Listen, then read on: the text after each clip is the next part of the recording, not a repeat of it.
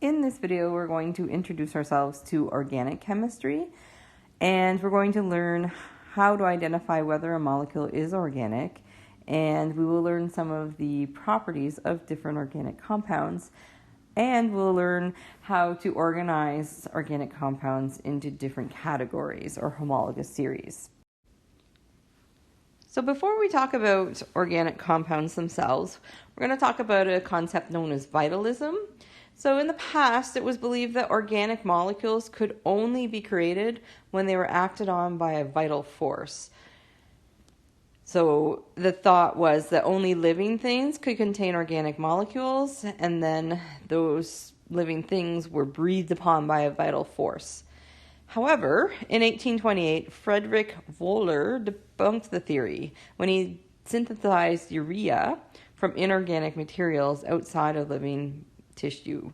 So urea is the one of the waste products that's produced in and released in urine, and the thought was that it could only be made in the body, and he was able to synthesize that artificially in the lab, proving that you can indeed make organic molecules even outside of a living tissue.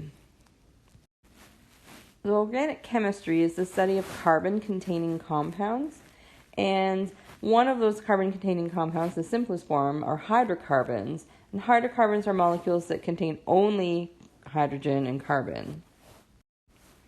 So again, hydrocarbon or organic molecule contains carbon and hydrogen. They can contain other atoms as well if they're not just a hydrocarbon. However, you have to have both to be an organic compound. So an example of an organic molecule would be methane because it has carbons and hydrogen, CH4. An example that's not an organic compound would be carbon dioxide. It has the carbon, but it doesn't have a hydrogen. Another example would be water. It has hydrogen, but not carbon. So you have to have both carbon and hydrogen with or without the addition of other atoms from the periodic table. Organic compounds are incredibly diverse. There's thousands of different kinds of organic compounds, and this is because their main backbone is carbon, and carbon has a bonding capacity of 4, so it can form 4 covalent bonds with other atoms, so hydrogens, oxygens, nitrogens, sulfur, and so on, and it can even form covalent bonds with other atoms of itself.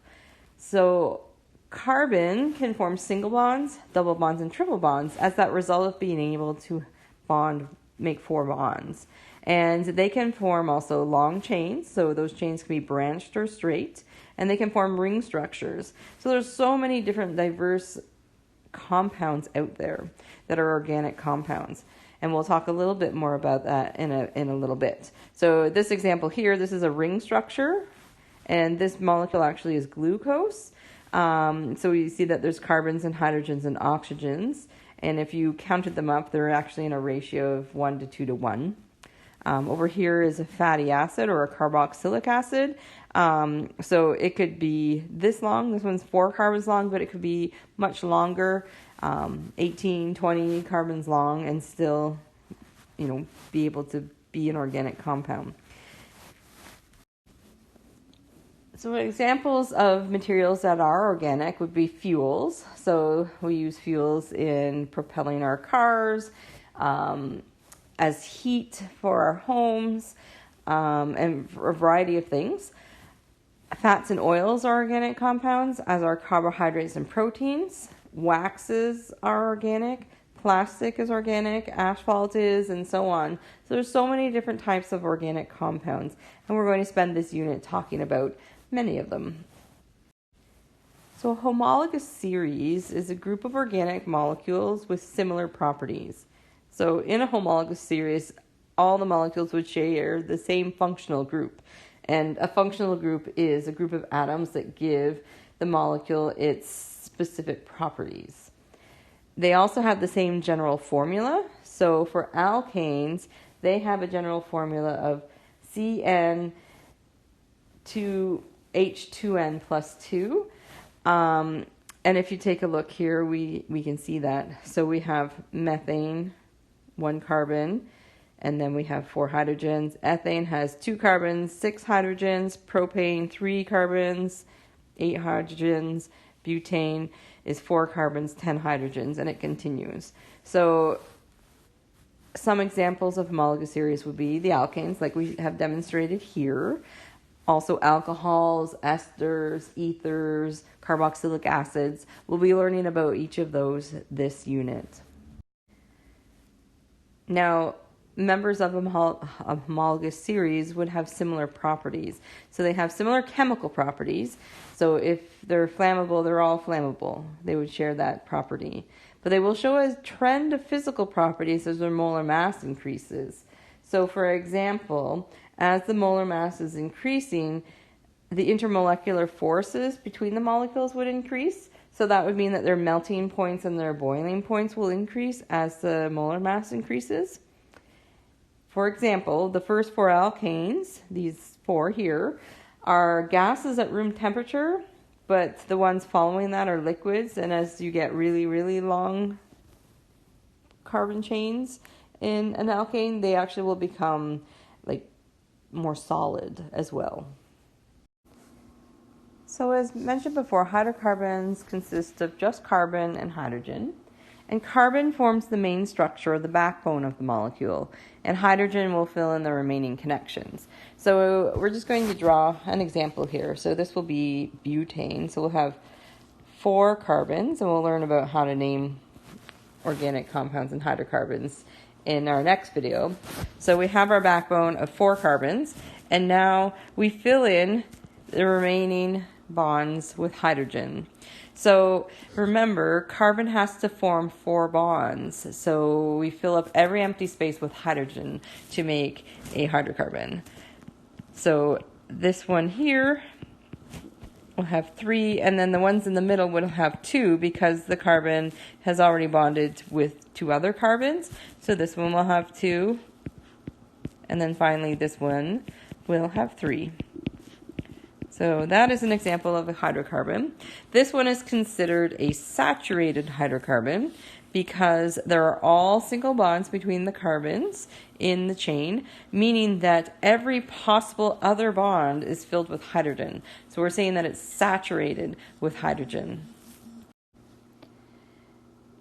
So crude oil is a source of all kinds of hydrocarbons, but they're all mixed together and they're not usable because they're all mixed together.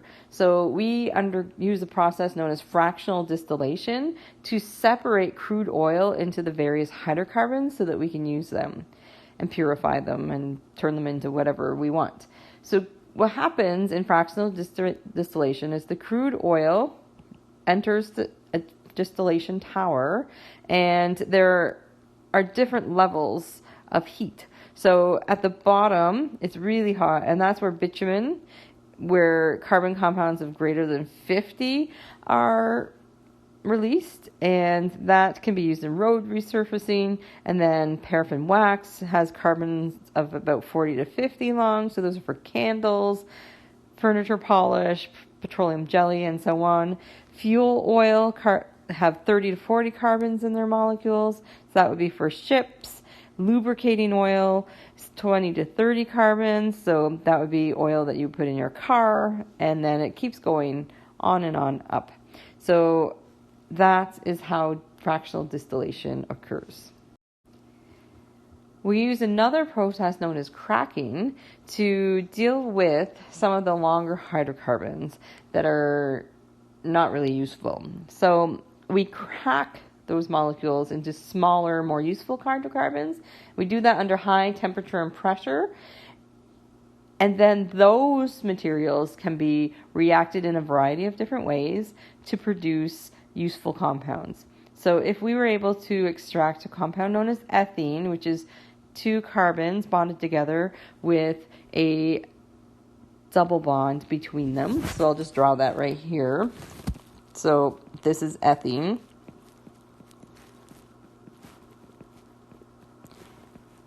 It can go And if it reacts with steam, it can produce a compound known as ethanol. So that would be CH3CH2OH. We can polymerize ethene to make polyethylene, which we'll talk about a little bit later. We can also react ethene with chlorine to make chloroethene or vinyl chloride, which then can be polymerized to make PVC or polyvinyl chlorine or polychloroethene. We can react it with benzene, which is a hydrocarbon ring, and to make phenylethene, or styrene, which we can polymerize to make polyphenylethene or polystyrene, styrofoam as we know it. So these are different ways of extracting the carbons in a way that's useful and converting them into molecules that are, commercially viable. So natural gas is mainly methane, which is CH4.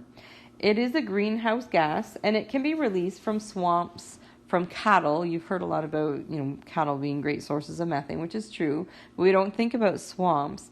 Rice paddies actually are a big source of greenhouse gases, of methane, termite mounds, and so on. This methane comes from anaerobic respiration from bacteria. And methane has also been found in permafrost and ice shelves in the form of methyl clathrates, which are pockets of methane enclosed in ice. As that ice begins to melt, because we are experiencing a warming trend, the methane is released as well, and that's a problem because methane has a greater capacity for global warming than carbon dioxide does. So we are worried about carbon dioxide production. We hear a lot about that, but we are also increasing our methane production, which is quite worrisome because there is so much methane stored up and can be released and is being released in large quantities. So we do need to be mindful of our natural gas release and production.